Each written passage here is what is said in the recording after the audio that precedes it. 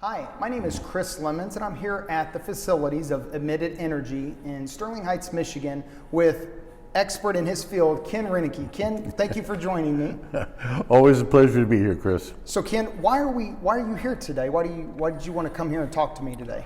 Well, like you, I'm excited about everything that we're doing here at Emitted Energy and how it relates to injection molding. Okay. Can you give our audience just a little bit of information about your experience in injection molding?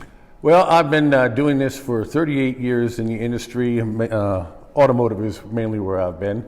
And as good molders would tell you, I've had 38 years of knowing what not to do or mistake. So I've learned a lot of things. And every day I work with thermal imaging, I'm realizing how much more I can learn from this process.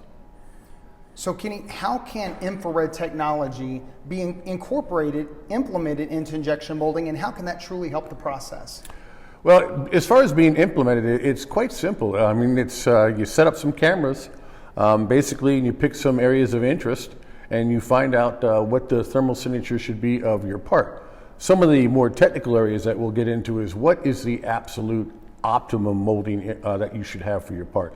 The way that you make it with the least amount of defects possible. We can get into the science of that afterwards, but setting it up is simple.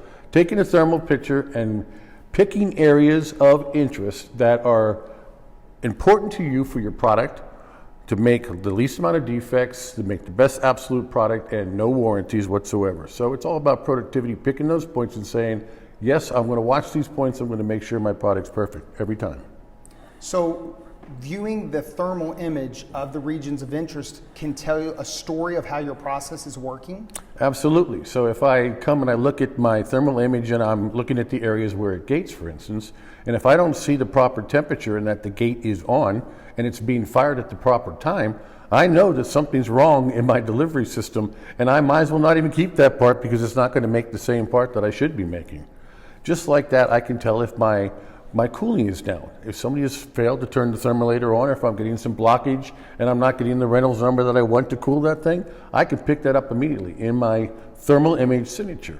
And this is what we call the thermal signature. What is going on? Consistency in your process is what we're looking for, a consistent thermal image. Seems very simple when you're talking about it, and I'm following what you're saying. I guess the biggest challenge for yourself and the Emitted Energy team is how, as a molder, what are some of the questions and challenges that are going to come about? How does your system differ from other systems, say, that claim to make the same claims in injection molding? Well, like anything, what you have to do is you first have to scientifically figure out how to mold something properly. Any system you can monitor and monitor and monitor, but until you know how to mold properly and doing the proper steps, and then figure out exactly what is important for you in that process, that's what you have to do first. What you have an advantage with the thermal imaging is that, like other monitoring systems, you don't need to add a bunch of sensors, for instance, all over the molds. You have a great amount of flexibility of what you can do as far as placement for areas of interest. I don't have to have 20 sensors put into a mold at a high amount of cost and or be restricted by the part design or the mold design being on too much of an angle that I can't pick up a pressure. When you talk about a thermal image, you get the pixels, and I can, within that pixel array, pick any amount of multiple points that I want for the same amount of cost and the same amount of information every single shot. So the flexibility and the complexity of what it can do is absolutely amazing. I think that's what's so exciting.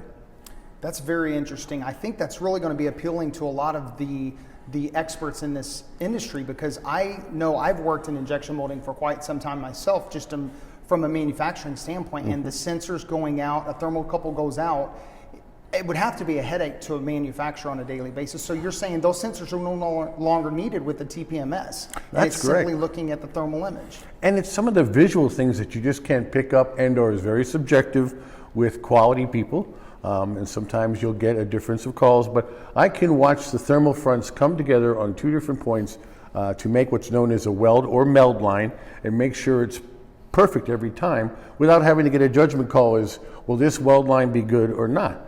I can watch by the signature those fronts come together and make sure it's at the right temperature, say, that's a good weld line. So I guess it's the science that's there, it's actual data, and we're not dealing with anybody saying, I'm not too sure. no, we're always sure. We know. Well, I like the data standpoint because, as we all know, Industry 4.0 is the thing to follow these days, and that's what every manufacturer needs. So another level, a sophisticated data that it sounds like this system can produce would be very valuable to any plant manager that I know. Absolutely, Chris. One other thing I wanted to ask you, Kenny, typically in the injection molding world, train me a little bit here, whenever a part comes off of a press, as it's cooling down, if you want to validate that it's dimensionally correct, is that something that you can do right away, or do you have to wait for that part to cool down? And if so, how would the thermal imaging of that part change that? Well, we ran into several times where that's the only way that people have a chance to check. They have to wait till the part cools 100% and find out what the dimensionals are, and to say, will that go to a secondary operations, for instance, for welding, and be correct? And are those the correct dimensions? When we go and figure out exactly what, through processes of DOE, a design of experiment, we can take this part and we can figure out what that dimension is supposed to be. Then be able to extrapolate, when we take it out of the tool at the exact point with the end of arm tooling, what that temperature should be and what that result in being dimensionally for us. So you don't have to wait, you don't have to guess. It's immediate, and the response is right there. Wow, that's very powerful stuff. Well, thank you, Kenny, for joining us. And for our audience, if anybody would like to get any more information on implementing infrared technology into injection molding, please visit our website below. Yeah, it's hard to shut us up. We love it. Thank you, Kenny.